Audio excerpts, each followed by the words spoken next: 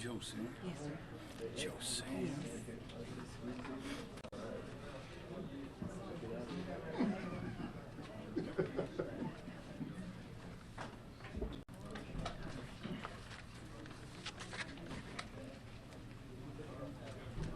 You come on around.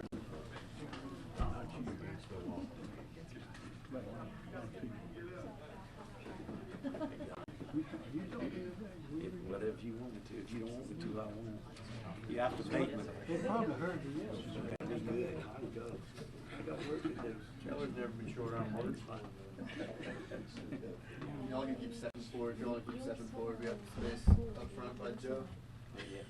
Come on over there. That's right. Yep. That's I love it. They get best. They really want to get like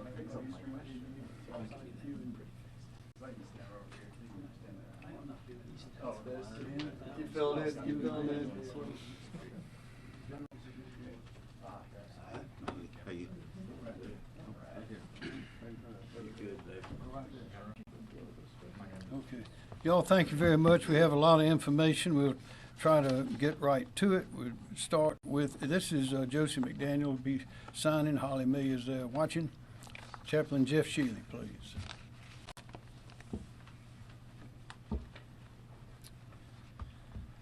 Well, good afternoon, my fellow citizens. At this time, I would invite us to remember the second of our two-state mottos, while I breathe, I hope. So whatever your background or your faith tradition, whatever your convictions, I call on us to pause and to breathe and to trust that wherever there is breath, there is life. And wherever there is life, there will always be hope. And I humbly ask you now to allow me to pray for all of us.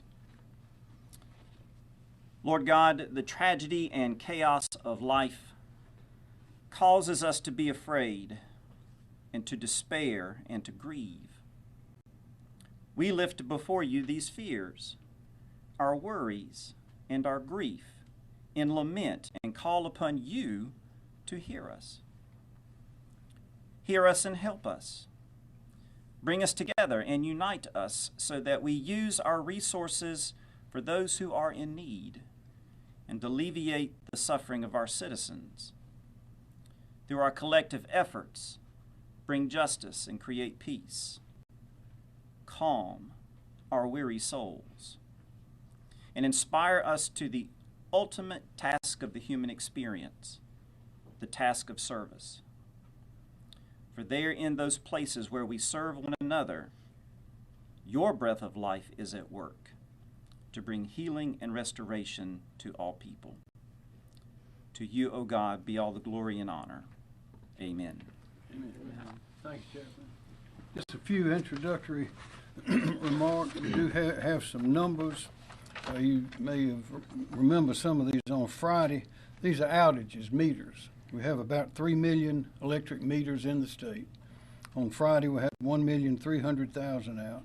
Saturday, 1,200,000. Sunday had 904,209. And Monday, we had 745,593. So it's going down steadily. As of Sunday, Dominion, to break those numbers out a little bit, had 99,677 meters still out. Duke had 468,647. Santee Cooper, which provides through transmission, their transmission is restored, but the co-ops had 177,269 still out. So we're making progress. Unfortunately, we've now gone up to 29 deaths as of this morning related to the storm, and we ask you to keep those families and loved ones in our prayers. Progress is slow. Again, as you know, one of the things that's slowing us down is the choke points. We got all these electrical lines down. The soil was wet. The trees went over. The winds were adequate to knock the trees down. They knocked the power lines down, so we have power lines tangled up with trees and limbs, and it is dangerous to go in and try to clear that out yourself if you are not a power lineman. That is why the power companies must go in first and assess that before the chainsaw crews can get in. and we have lots of chainsaws ready to go, and more are coming. In fact, as General McCarty will explain, we got more guardsmen going out. We started off with, I think it was about 600. By the end of the 500, by the end of this day, we'll be well up to 670, and we have about 140. Another company of 140 coming on sometime late today. So we're ramping up all over the state. A couple of things to mention. We ask people not to listen to rumors. Don't get your information from these unofficial sources, because 99% of the time they're wrong. And there were a couple of them that were circulating recently and causing fear and concern among people in Columbia, and that is that the Columbia water system was going out, the wastewater as well as the drinking water. Well, none of that's true. It was stated that everyone was evacuating the facility and all that, and I think the mayor and others had a press conference earlier today to knock down those rumors. I spoke to the mayor a minute ago. He says he thinks they got those rumors knocked down, but there'll be another one coming right behind it before long. So please get your information from official sources. And also, another one was there no power company presence in Greenville. Well, if you go on the internet and look at the pictures, don't listen to the words maybe, but you'll see there are power companies all over, trucks all over, as well as people in Greenville. One other thing is this disaster relief. We're getting a lot of calls wanting to know why this county or that county has not been included in the disaster relief. That is because under the federal procedure, although we got the declaration to provide funds for the disaster relief, the counties themselves must send in the information here for us to transmit it to FEMA. It doesn't work any other way. And if incorrect or fraudulent information is sent in, that is a federal crime. So we cannot send in information. Director Stinson can explain this again in more detail, but we can't send it in unless it is sent in to us. And it's got to be accurate. And most of the counties have not sent anything in to us to send in. So county officials, once you get the information, it takes a little while to assess the damages, but once we get that once you get that information, and then we have that information, we'll get it right in. Again, progress is slow due to that choke point that I mentioned. Still a good warning: don't go near those down lines. Don't take a chance. Don't put any sort of equipment in the house running. Don't have your generator going. We've had people die because of that, at least one. Also, we don't think that we're going to have any unusual flooding. We think that the flooding that we'll be having, some of the rivers have already crested and are going down. Others are still building up. In Columbia here, the Congaree will be, I don't think it's crested yet. Maybe it's about to crest. We'll hear about that in a minute. But we don't expect any downriver unusual water going up outside of the floodplain. Also, I mentioned the National Guard. We are fully conversant in dealing with FEMA. We got a call, I think I told you before, Deanie Criswell had called several days ago. President Biden called late yesterday afternoon, and we have embedded with us Brett Howard with FEMA. And so we are working that and getting whatever we're entitled to have or allowed to have. And we've got the whole team on the field. Everybody that is available, even some that usually don't go out in the field, they're all out in the field now. And so we have a great team and because of experience, we got a great working relationship with all these different companies and entities, as well as the various counties. So we're making progress, but again, it's going to take a while because of this situation where the power lines are down. They're tangled up in the trees, and that's slowing us down. That is the main hindrance to getting everything going again. John Quarillo. Thank you, Governor. John Quarillo with the National Weather Service. So I just want to address some of the concerns the Governor brought up with rumors about flooding in Columbia. So understandably, the river flooding in Columbia is an area of concern, especially with people making comparisons to 2015 floods. Well, there is some flooding to homes and roads adjacent to the Broad and Congaree rivers, such as what we're currently seeing in the Riverland Park neighborhood in Casey, for example. The good news is that the rivers, like the governor had mentioned, are cresting now in the Columbia area. So for reference, the Congaree River at Columbia appears to have crested at 30.58 feet late this morning. This is the 9th highest crest on record and about 1.2 feet below what was observed on the river during the 2015 floods. I think it's important to stress that we don't anticipate any additional significant flooding to occur. Other areas away from the banks of the Broad and Congaree rivers that experienced flooding in 2015 will not see impacts. Flooding in 2015 was so severe because it was not just the river flooding, it was also torrential rainfall, which breached dams and brought creeks and streams well out of their banks. Also have some good news concerning the Wateree River at Camden. That river crested late last evening, and floodwaters will continue to recede, falling below major flood stage tomorrow. The floodwater will slowly work their way down toward the coast, with major flooding expected on the Santee River in Jamestown by Thursday. Moderate flooding is also possible on parts of the PD. Impacts will be limited, though, to areas more flood-prone right along the river. We also want to urge everyone living along, especially the Congaree and Broad rivers, to listen to the advice of local officials and remind everyone to avoid driving on any eroded floodways. Thank you, Governor. Thank you. Andrew Bateman, Director, Office of Regulatory Staff. Thank you, Governor. Andrew Bateman, the South Carolina Office of Regulatory Staff.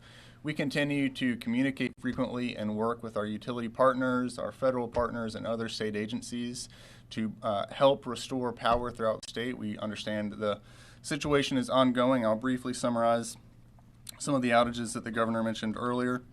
The total statewide outages at this point are 745,593.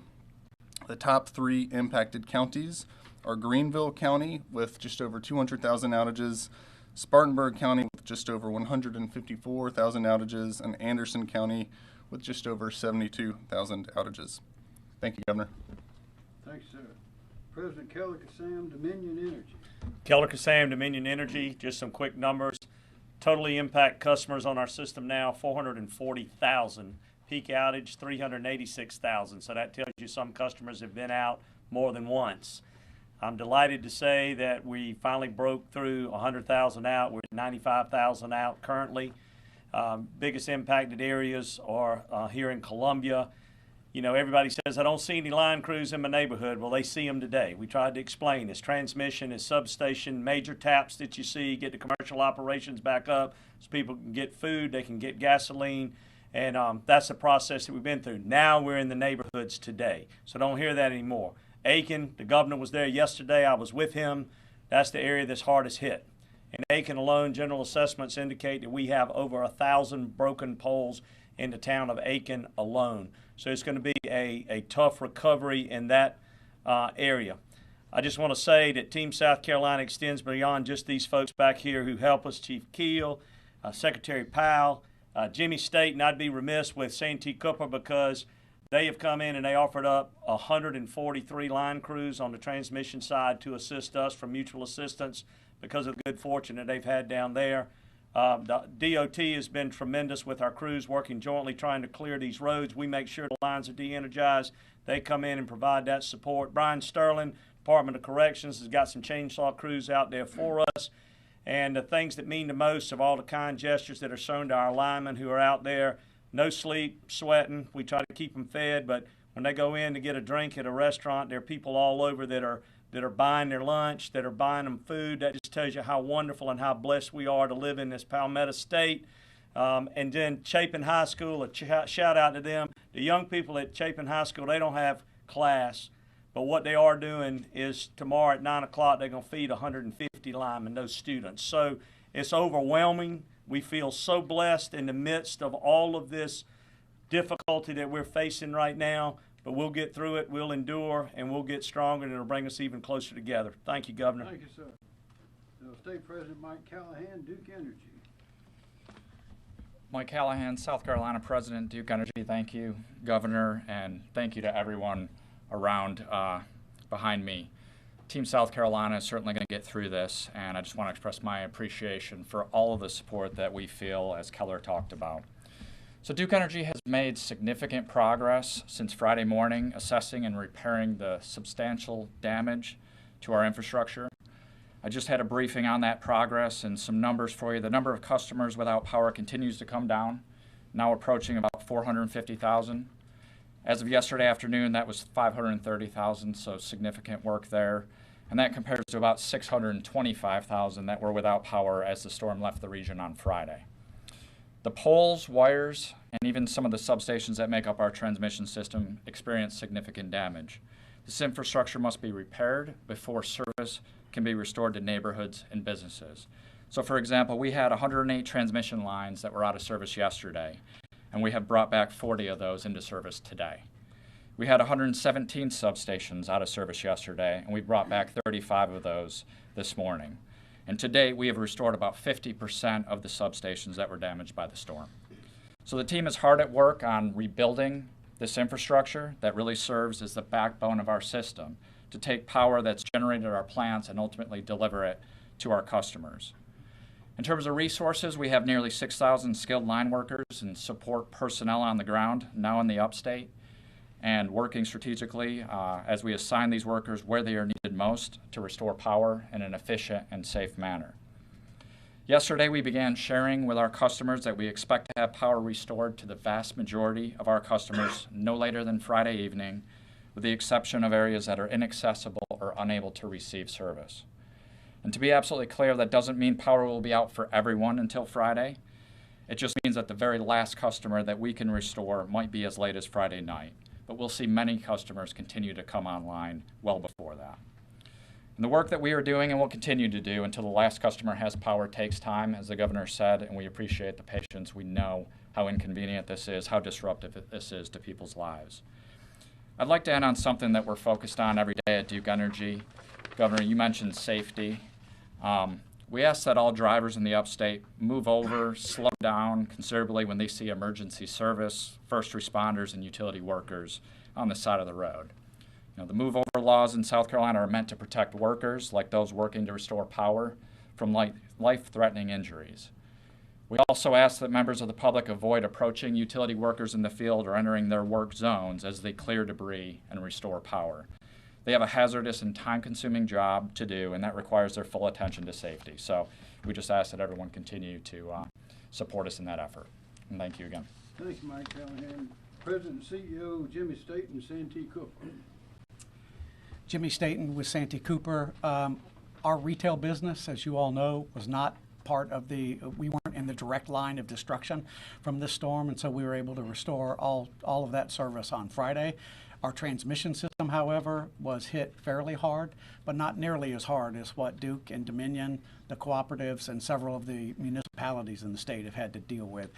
Working collaboratively with the cooperatives, we were able to get our last delivery point on our transmission system on yesterday. So our system is fully functioning now. So at Santee Cooper, our thoughts as being a part of Team South Carolina is that we have transitioned from restoration to mutual aid. And we have provided, as Keller said, we've got over 140 folks out working with municipals, working with the most hardest hit cooperatives. We've sent a couple of crews to Keller on the transmission side to help him reestablish service to those folks. So again, we are dedicated to ensuring that our team stays active as long as people are without power in South Carolina. Thank you, Governor. Thank you, Mr. Staten. President and CEO Rob Hochstetler, Central Electric Power Cooperative. Thank you, Governor. Rob Hostetler, President of Central Electric Power Cooperative. I'm here representing all 19 electric cooperatives of South Carolina. My colleagues have done a good job talking about Helene and the devastation, the utter destruction. I thought I would focus on what makes the cooperatives unique. We serve about a third of the population, about 2/3 of the land mass. We operate in all 46 counties in the state. Our peak count of outages was 425 meters without power. Today, crews are working around the clock. People work in the evening as well. We have more than 300 additional people who have come in from outside the state to join Team South Carolina, coming from many states through mutual aid. These people come in trained and ready to go to work. Our eastern cooperatives that weren't hit as hard are all helping the western cooperatives put power back in place. I would like to say the cavalry is here, but the cavalry continues to show up. More people are showing up every day from these states, some as far away as Kansas and Iowa. As Mike mentioned, it could be a week or more for some people to get their power back, but people will be getting power back during that time. We serve some of the most rural and remote parts of the state, and that takes time to get there. The exception being those very limited places where there just is utter destruction. This is unprecedented damage.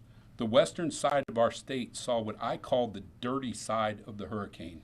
That northeastern side is where you get utter destruction. More rain, more wind, more damage.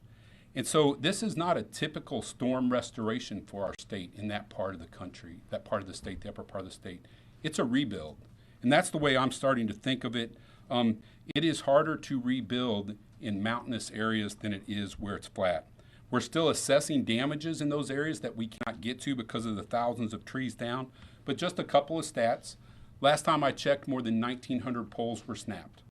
Just for context, it takes about a four-person crew up to 4 hours to replace a single pole. So that's a lot of work to be done. Co-ops by nature are not as dense, so a few poles for us might only bring on a few meters, where a few poles in more suburban areas might bring on full neighborhoods. We are making progress.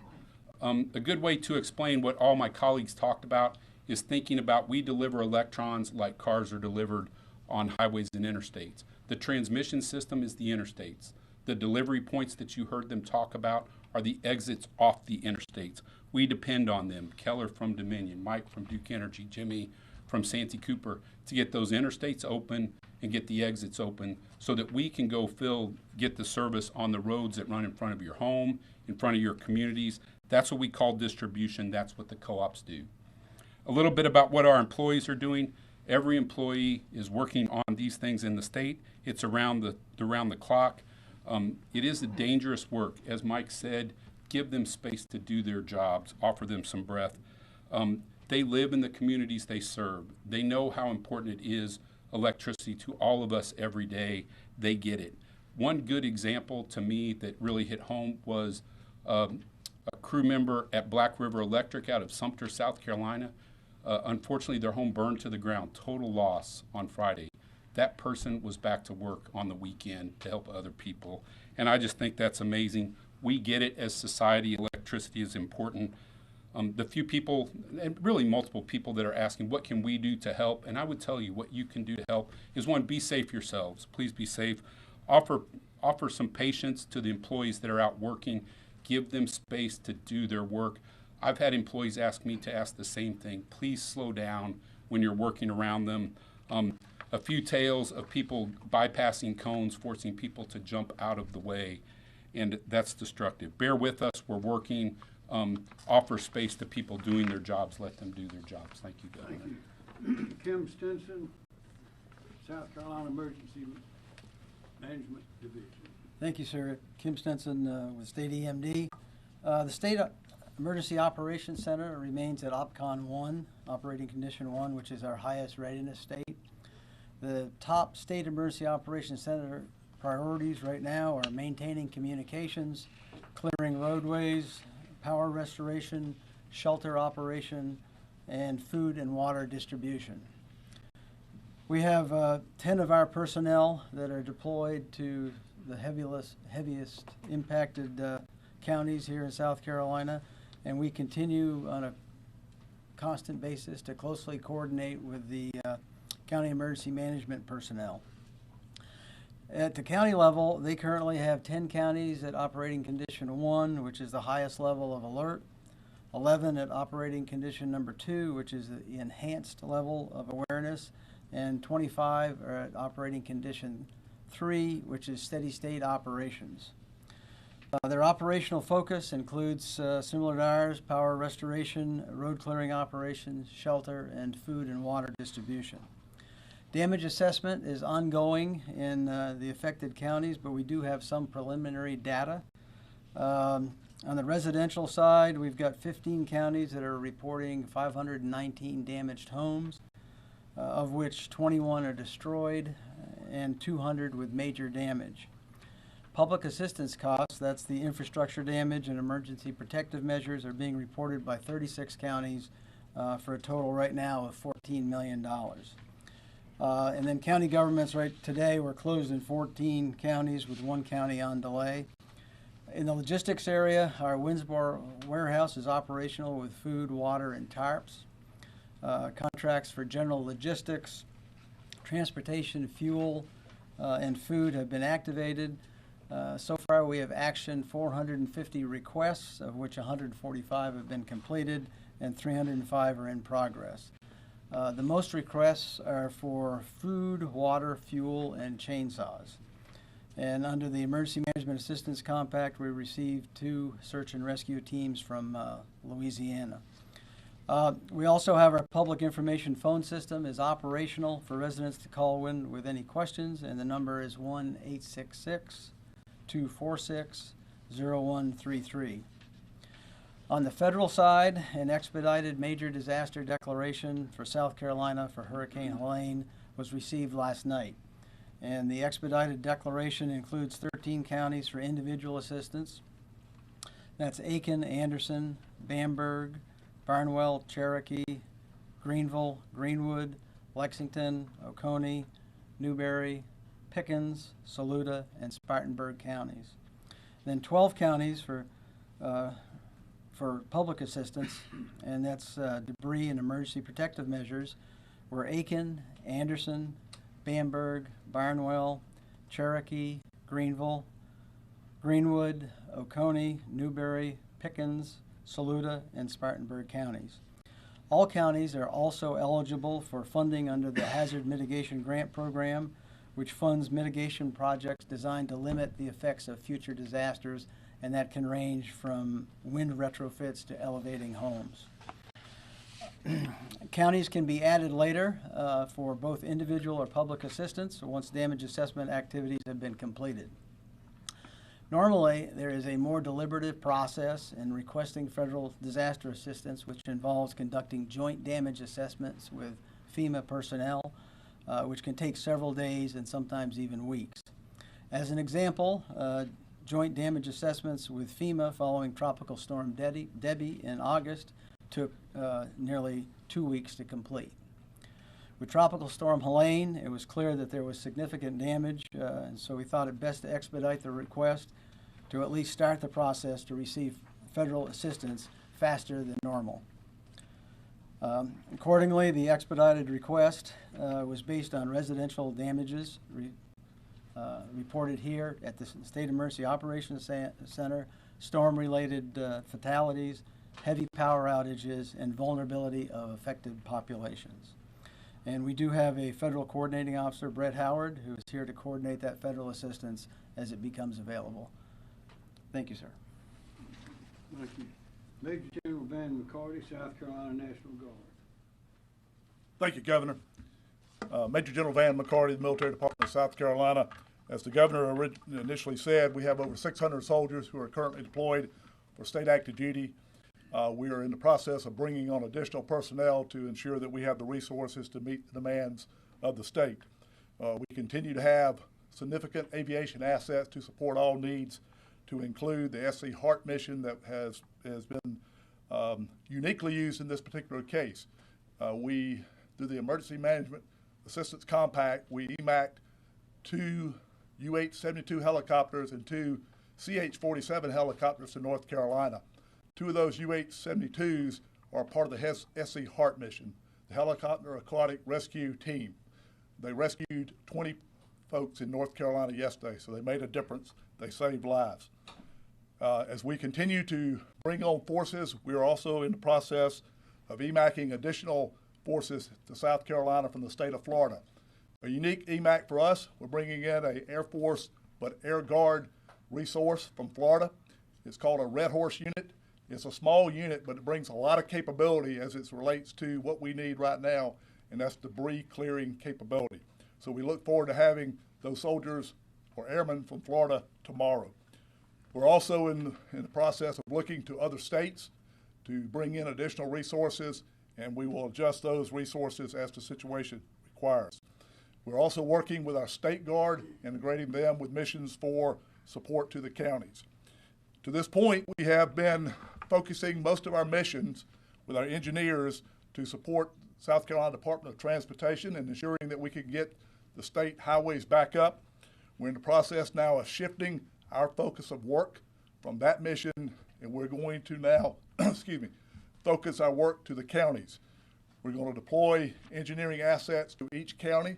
Those counties will have the opportunity through their emergency operations centers to prioritize their needs, and our soldiers there will help them recover as the situation requires.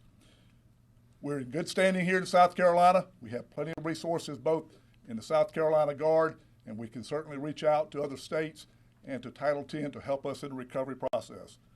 Team South Carolina will get through this. Thank you. Thank you. General Secretary Justin Powell, Department of Transportation. Thank you, Governor. Justin Powell, Secretary of the South Carolina Department of Transportation. SCDOT is not slowing down, but is in fact speeding up with our recovery from the Tropical Storm Helene. Our workforce is fully engaged and continues its 24-hour operations in response to this. To date, we now have 87 additional DOT and contractor crews that have been moved into the affected area. That's up from 60 crews that were available yesterday. Continue to do that, and we will continue to send additional people and equipment into the affected areas until we get the job done. We ask for the public's patience through this disaster. I encourage motorists when they come across, whether it's a public works crew, a DOT crew, a utility crew, a public safety crew, a National Guard crew, any of those working on the side of the road, slow down, give them their space, make sure that they can do their jobs. We want everyone to get home at the end of the day. At present, we have 480 roads closed across the state, but we have reopened 287 routes so far. As power companies focus more on getting into the distribution side of things, we will be able to be reopening more routes as they untangle the power lines that are on the trees that are in the roads. SCDOT is working very closely with the utility providers and assisting them in clearing the trees so we can get the power grid restored as quickly as possible. I do want to talk a little bit about the water levels on the Congaree and Wateree rivers. We see no threat to the bridges there and have been actively monitoring and closely watching that as well as that, but we have no concerns that there is any threat from flooding on those structures. And finally, we're getting the trees out of the roadway quickly. As you travel, you will see piles of debris and trees piling up on the side of the road. Know that we are in the process of activating our debris removal plan, and we'll start working on it in October. Thank you. Thank you, Governor. Thanks, sir. Director Robert Woods, South Carolina Department of Public Safety. Good afternoon, Rob Woods, Director of South Carolina Department of Public Safety. I'll just give you an idea as to where we are with regard to the traffic management mission. First of all, our calls for service, and when I say calls for service, what I reference is collisions, assist motorists, blocked roadways. Those have been trending downward over the last couple of days. They peaked on Friday at around 2,300. We got to just over 1,000 on Saturday, and then yesterday it was about 570. During the morning hours, our first shift today, 6 a.m. to around 11 a.m. During those first few hours, we were back to about 120 calls for service. So we're trending back to normal. What that means for us is now we can shift our focus of effort to assisting SLED with law enforcement missions, and that's where our personnel will be primarily concentrating in their efforts. So for example, we've got 196 personnel from the South Carolina Highway Patrol and State Transport Police assigned statewide right now. 121 of those are in the upstate area, which is where the greatest, obviously the greatest impact of the storm is. So those folks right now, those officers and troopers are primarily conducting high-profile law enforcement patrols, but we're also available to assist SLED with specific law enforcement and security missions. Lastly, I would just share this with you, again, going back to the safety message. Roadways in some instances still blocked by trees and in some instances water. Please be aware of that. Avoid those things. Please use extra caution while you're driving. In addition to that, we still have some areas where intersections are not under traffic control or normal traffic control signals. Please be aware in some instances we've got law enforcement out there directing traffic. pay attention to the law enforcement. And as I mentioned the other day, when you come up on an intersection and there's no law enforcement there and there's no traffic signal that's functioning, treat that like you would a four-way stop. So as you were coming up to a stop sign, stop. If there's a vehicle to the right, yield to that vehicle. Thank you. Thank you, Director Wood. Chief Mark Keel, SLED. Mark Keel, SLED Chief. ESF 13, SLED, DNR, Triple P, SCDC, and DPS are currently providing 52 agents, officers, or troopers in 10 counties and 4 cities to support sheriff's office and police chiefs with security-related missions.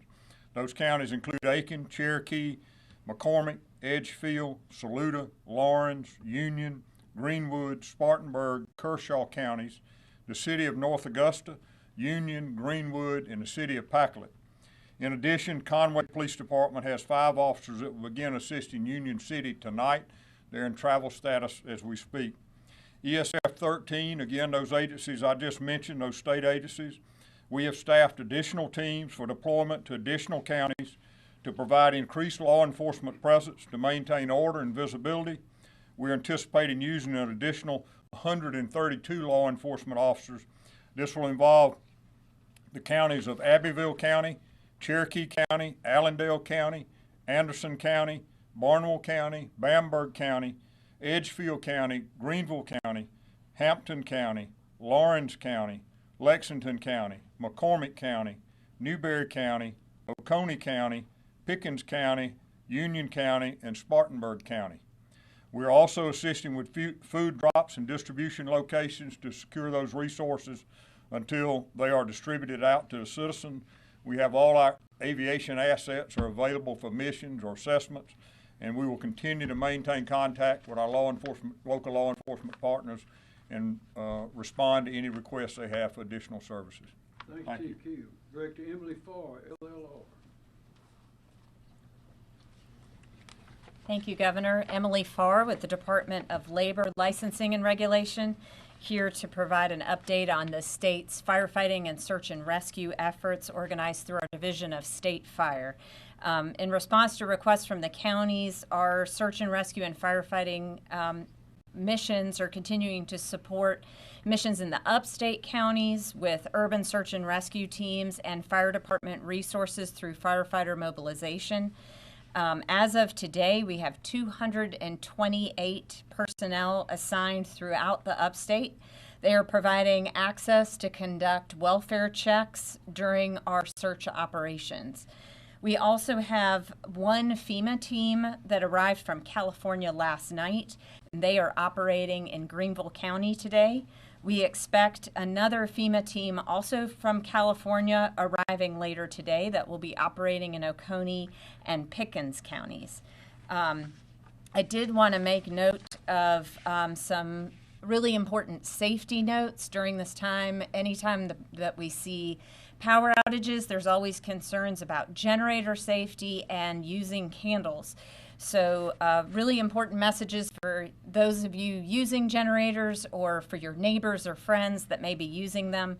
Make sure never to run a generator inside of your home. If you're using a portable generator, having a battery operated or battery backup carbon monoxide alarms in your home if possible. The effects of carbon monoxide poisoning are dizziness, breathlessness, confusion, or loss of consciousness. Be sure not to overload the generator. Before refueling it, shut it down and allow it to cool, then refuel the generator. Try to keep it at least 20 feet from doors, windows, and vent openings into the home. And never use it in an attached garage. For candle safety, if you're using candles, be sure to check your smoke alarms to make sure they're operational. Consider using battery-operated flameless candles if you can, or of course flashlights. If you are using candles, be sure to put them in a sturdy candle holder and on a flat surface. And as always, do not leave open flame candles unattended. We're working really hard to push this message out as much as we can in partnership with EMD and others, but these are very important safety notes for all of our folks without power. Thank you, sir. Thank you, Director Farr. State Forester Scott Phillips. Good afternoon. The Forestry Commission is currently continues to support road clearing operations in the Piedmont of South Carolina. Our incident management team continues to support EMD's points of distribution mission, which is delivering food and water to affected areas within the state. The agency is also working on a damage assessment for South Carolina. We got airplanes in the air currently looking at what is the damage to our forest in South Carolina. We are implementing a state forester's burn ban effective tomorrow morning. So Tuesday, October 1st at 6 a.m. The purpose of that burn ban is to relieve strain on first responders that are currently out there working in the field. As the governor said a while ago, we need to keep all the players on the field out there. And so we don't need to be pulling away our firefighters from road clearing missions or emergency response to go to fires, debris fires in somebody's yard. We will reevaluate the need for that burn as power and access are restored into the damage affected areas. Thank you. Thanks, sir. Director Mike Leach, Department of Social Services. Thank you, Governor. Mike Leach, DSS. As of 2 p.m. today, South Carolina currently has 16 total shelters open, 10 general population shelters, and 6 medical needs shelters open across the state, supporting around 206 individuals currently. We continue to work with Department of Public Health with operation of these sites with Red Cross and a few other organizations. And we continue to work on feeding programs. We have a mass feeding sites currently available in the following areas: Aiken County, which is servicing Aiken, Edgefield, and Barnwell counties, Saluda County, and the southern part of Richland County, Gadsden area. And those are being operated by the Salvation Army. And just want to thank the communities and churches and businesses that are working with their local communities and the citizens to make sure that there is feeding and water. Thank you. Thank you. Dr. Edward Seymour, South Carolina Department of Public Health. Thank you, Governor. Good afternoon. Dr. Ed Simmons, South Carolina Department of Public Health. First, I wanted to give an update on our healthcare facilities.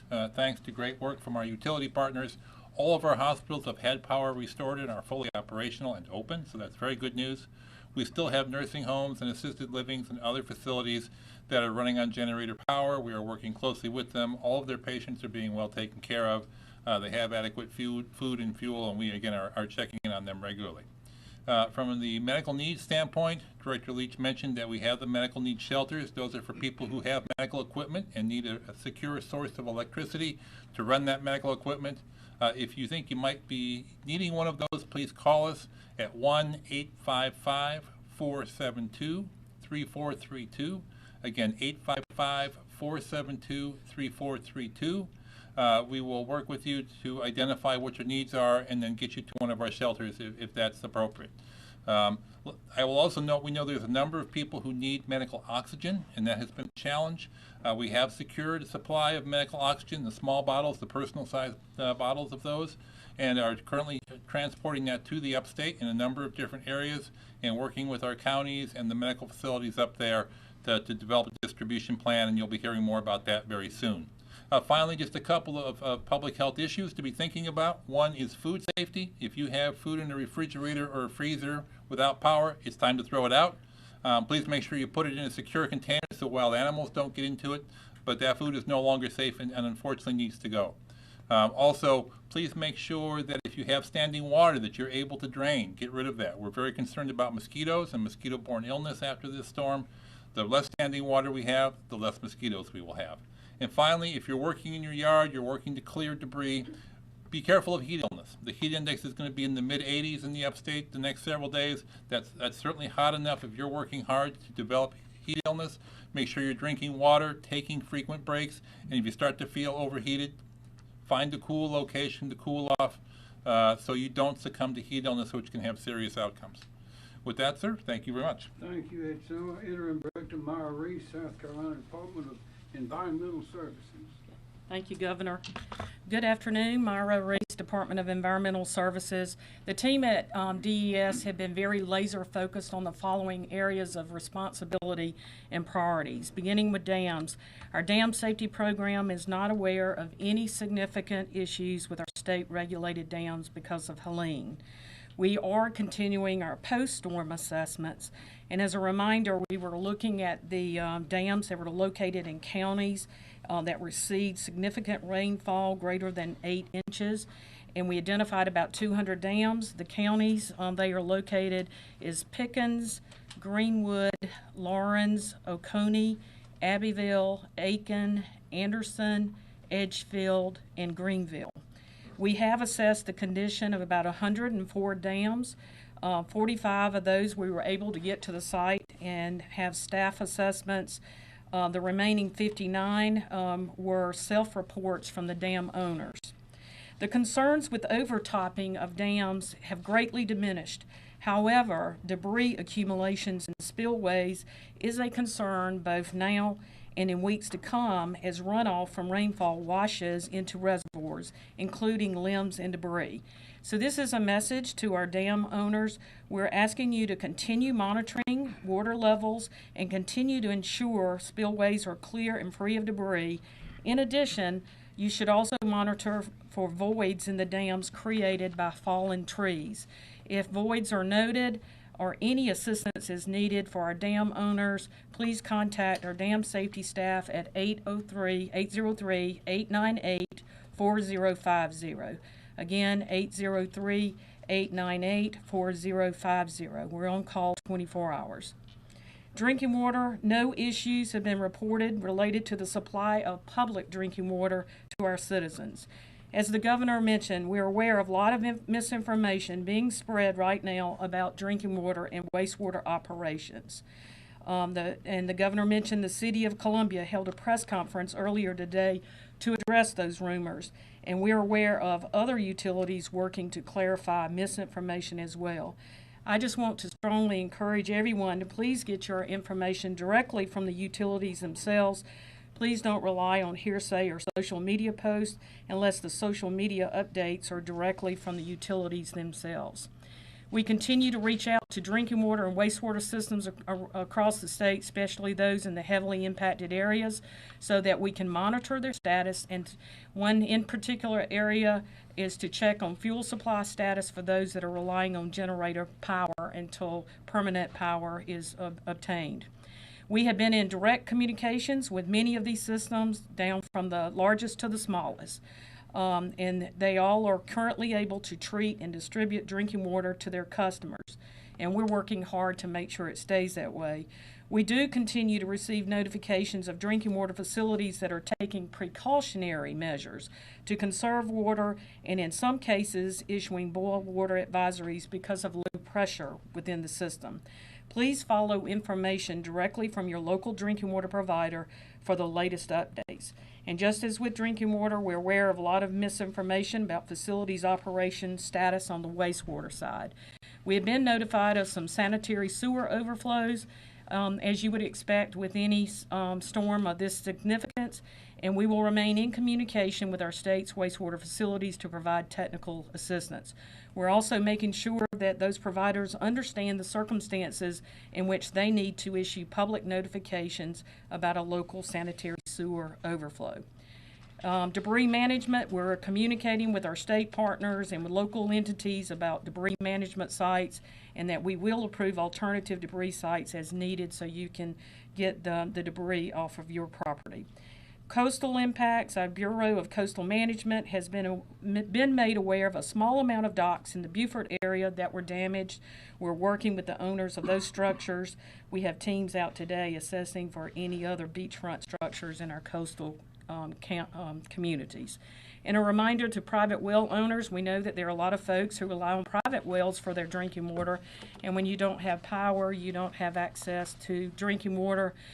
We also know that your well could have been impacted by flood waters, and so we just want to encourage you to contact our private well hotline at 1-888-761-5989. Again, that's 1-888-761-5989 for guidance and information about how you can have your well water tested and your well disinfected. In closing, just a reminder about flood water. We want to continue to remind all South Carolinians to avoid floodwaters and use extreme caution around them. As you are aware, there are many harmful things that could have an impact on your health. and we'd like you to be reminded to take precautions. Thank you. Thank you, Maurice. Director Marcia Adams, South Carolina Department of Administration. Yes, good afternoon. Marcia Adams, South Carolina Department of Administration. And I'm going to update you today on donated goods. And I first want to say thank you to all the citizens in the state and those outside of the state for their many offers of assistance. We're continuing to work with counties to determine their needs for donated goods and volunteers, and just want to thank everyone for what they are doing to help South Carolina. Because donations of products for disaster relief require transportation and warehousing, the most effective donation is usually a monetary donation. Charitable organizations assisting South Carolina victims can use those donations to purchase locally, if possible, the exact items those victims need to recover. We are requesting that all monetary donations, food, or other donated goods be sent directly to South Carolina voluntary organizations who are assisting our state with a disaster response. A list of those organizations can be found at scemd.org/recovery/volunteer and donate. For people interested in volunteering, you can also visit that same website where there is a link to volunteersc.org to register to volunteer. Many volunteer opportunities require specialized training, and we want to ensure that all volunteers are safe during the response and recovery activities. Please do not self-deploy, as unexpectedly showing up at a location will create an additional burden for first responders. As public officials and disaster relief organizations identify specific needs, if you are registered, you will be contacted. Again, thank you for all of the offers for assistance. Thank you, Governor. Thank you, Marcia. Well, that's a lot of information. Does anybody have a question? As you can see, we've got a great team. Team South Carolina's a great team. Governor? Yes, sir. So on Wednesday evening, about 6:50, the National Weather Service in Columbia issued advisory that we're going to get tropical storm winds here in the Midlands, indicating we're going to get some stronger winds further west. But you still didn't do any kind of media briefing ahead of that on Thursday. Why not do any media briefing on Thursday when you have some people saying they feel like they had a chance to get prepared for the storm? First of all, we did issue the declaration on Wednesday, emergency declaration. It got a lot of publicity and a lot of information, and also we had a number of press events around the state at which these questions came up, and we recited all that at those. I actually have a question for the utilities. I know that there's been a lot of grid resiliency work done ahead of the storm, and as this came in, we saw more damage done to some of the high voltage transmission lines. Was just wondering, what we actually knew about the vulnerability of the system heading into this, how this impacts ongoing work to improve that. Well, we always say we work 365 days to prepare for this, and that includes vegetation management. The transmission lines that you speak of is regulated by the Federal Energy Regulatory Commission, the same folks that regulate Lake Murray. And we clear those lines from one side of that right-of-way to another. We are under extreme rules and regulations. If we have a tree that falls into a power line, if it doesn't come off that right-of-way, then we're subject to fines and censure by that organization. So we have a team of arborists and foresters that stay on that at all times. You need to understand we do a lot of work where we put in steel poles. Steel poles are resilient of winds up to about 150 miles per hour. And on our system, as I won't speak for the Duke system, but I can speak for Jimmy's system, we have voltages of 230,000 and 115,000 volts. We have also what we call sub-transmission, which is kind of transmission distribution is 46,000 volts. Some of that is wood poles. Wood poles, you get a 70, 75 mile per hour winds, which is what we had, you're going to have problems. That's kind of like same thing with the distribution. So that's basically where we've got trouble.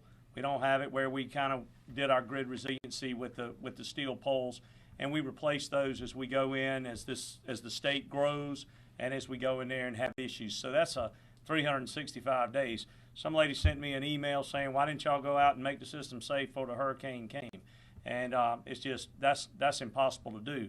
We're doing it every day with the work that we do. Some of the folks that complain the loudest about the lights being out are the some ones that complain the loudest when we go in there to do the tree trimming. So we just, that's just human nature, and we accept that, and we understand that, but we're always working to inspect, patrol, and maintain both our transmission and distribution assets, as well as our dams that we use for hydro generation and our power plants. Keller covered a lot of ground there, and very similar for Duke Energy. At the highest voltages, we go up to 500 kV. At the lowest level, we have 44 kV that you called sub-transmission. Those highest voltage lines fared well, but the level of destruction that we're seeing in the upstate is a level that we haven't seen. Governor, we were in Greenville yesterday. I appreciate you coming and touring that and hosting a media event there where Senator Graham said, his whole life in the upstate, he's never seen destruction like that. And so the investments that we've made certainly have been helpful, but the level of destruction is just beyond something that you can harden a grid for. Gotcha. And I know that you mentioned that this work has been ongoing, that you guys are hamstrung by a lot. Did you anticipate that something like this could have happened ahead of time? I was just kind of curious as far as hindsight being 20/20, obviously, but. Yeah, there's always preparation for any kind of natural disaster. It's interesting in the upstate, what I usually lose sleep over and think about most is an ice storm. We've had those before that cause this level of destruction, and so we do what we can to build infrastructure. Some of our system is underground, some of it is not, obviously. We have a system that's been built up over many decades, but we'll continue to evaluate and learn as we will from this storm. Yes. Governor, you mentioned that you spoke with President Biden yesterday. Well, I didn't speak with him. His message was one of a number. Okay, and what specifically are the feds providing for? That's what we just talking about. Yeah. He referred to that, the declaration and how FEMA has been working with us, and I had spoken with Dina Criswell, the FEMA administrator, a day or two prior to that. He left a message. I was busy, couldn't answer the phone, so I called him back and left a message for him. So I expect we probably talked before long, but he's good about staying in touch. And FEMA has always been a big help. And we have where is our man? Right here, sir. Come on over and let them take a look at you. Tell them what you're doing, please. Okay, sure, be glad to. Hi, I'm Brett Howard. I've been appointed as the Federal Coordinating Officer for Hurricane Helene. Currently, as you heard through this, we've got 2 USAR teams that one is employed, one is on the way. That encompasses about 90 personnel for both 45 that are on the ground. I've got staff that are inbound to start getting out into the communities that are impacted by this disaster that have the declaration in those counties. We need them to start registering. I have an IMAT team, and I need to give you numbers for that. I don't think anybody has asked, so if I could, I'll get to that in just a second. I have an incident management assistance team that is helping me bring in the federal resources the state and the survivors are going to need as we transition from response to recovery, as the power comes back on and repairs start being made. We also have mobile registration intake centers getting ready to be in these areas to help with that. We're helping with public health on oxygen bottles, anything that the state really requires and needs if they can't really through their robust contracting system. And many of you were here during Debbie, and I talked at length about the state and their preparedness, and you have heard from all of the governor's staff about how well they do and how many contracts they have in place.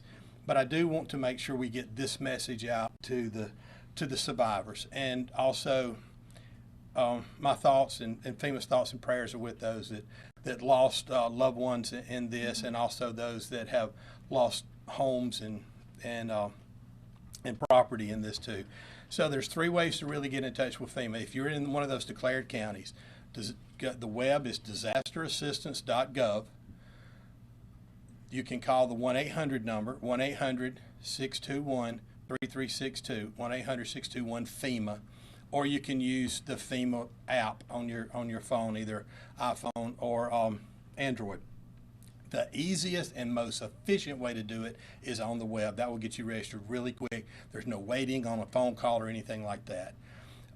And those, we need to get people registered so we can start help get them started in their recovery, to start purchasing things that they need to do to either repair their home, have somewhere to stay, and things like that. That answer your question, ma'am? Yes, Thank you. Thank you, Governor.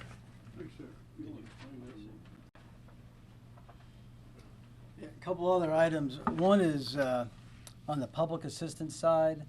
FEMA pays 75% of those costs, and the state has to pick up the other 25%.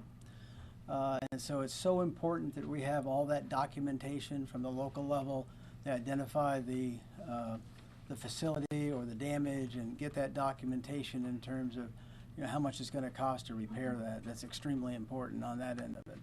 On the individual assistance side, FEMA picks up a lot of that themselves, and I think it's about $80,000 max you could get right now in terms of IA per individual that own a.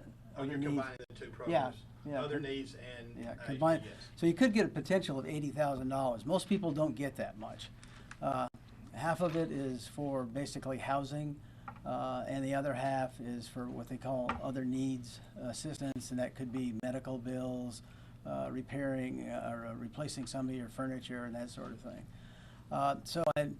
They're bringing a lot to bear, like right now, in terms of oxygen and the federal teams and all that. But at the end of the day, what they really bring to South Carolina is reimbursement for many of these costs, both at the public level and at the government level as well. But documentation is extremely important, and that starts at the local level. I think false documentation, draws a penalty, a criminal penalty. So we should be correct about it, right? Be correct, yeah. Thank you. More questions? Yes, so when it comes to the daily assistance, we're seeing a lot of, private citizens offering water, places to charge phones, take showers, things like that. Other than shelters, is the state offering any other places to do that? Just to kind of get water, food, anything like that? Well, several people have talked about these points of distribution that we're supplying food and water to the counties. All this is managed at the local level, and so they ask us to provide the equipment, in this case the commodities, and that's shipped in, and then we work with them in terms of staffing and that sort of thing. So it's kind of an on-demand system. We've got supplies at our Winsboro warehouse, and if they need it, we will ship it. And that's, like you said, so like county administration would request those things? Yeah, well, the each county has an emergency management office that does similar to what we do here at the state in managing the emergency in terms of the operation and the logistics and the recovery piece of it. So we work with them. Sort of the same question for the schools that may have lost food and items. Who picks up the tab for that? School. That's a good question. Most of the schools get their funding for their food through USDA, and I'm not exactly sure how they work that, but I think they'll just replace it normally. And I don't know if anybody else has a better thought on that or not, but not seeing any. But Governor, can we get a description of what kind of assets were pre-positioned before the storm, and where were they pre-positioned, especially as we hear about crews coming in from out of state to assist our electric utilities? Yeah, they're coming from California, Florida, Mississippi, I think Alabama. But was pre-positioned ahead of time? I don't recall the exact number we had in the beginning, but I will say at the first media briefing we talked about 18 states all the way to Canada. We had crews coming in. That number increases literally as we speak. For the Duke Energy system, we also serve parts of Florida, parts of the Midwest. This storm came right up through Florida, through South Carolina, North Carolina, and into Indiana, Ohio, Kentucky that we serve. We're wrapping up restoration outside of the Carolinas. Those areas weren't hit with I think, Rob, you called it the dirty side of the storm.